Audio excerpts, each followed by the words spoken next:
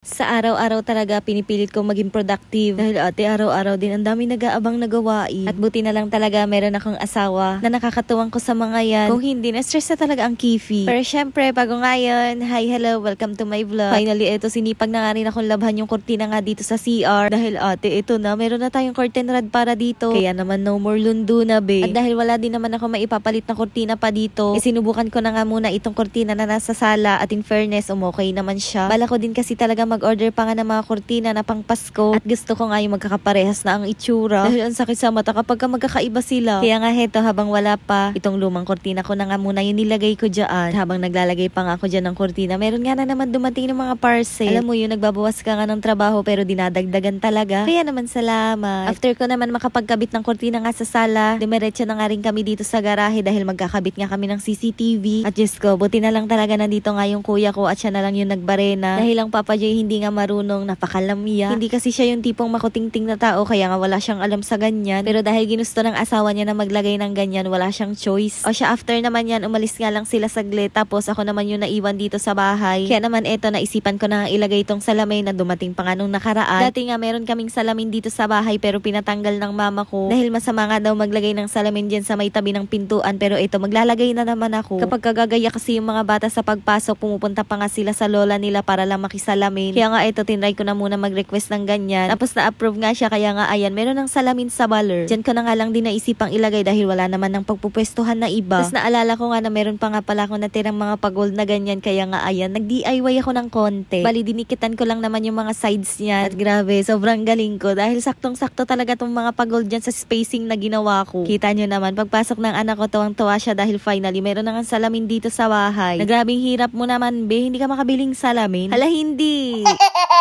Medyo tinaas-taasan ko nga lang pala yung pagdidikit ng salamin dahil ang Papa J medyo matangkad nga sa akin. Pero tinansya ko nga lang yan at hindi ko talaga sigurado kung sakto nga yan sa kanya. Pag hindi, medyo bawasan na lang yung hita. Ala, hindi!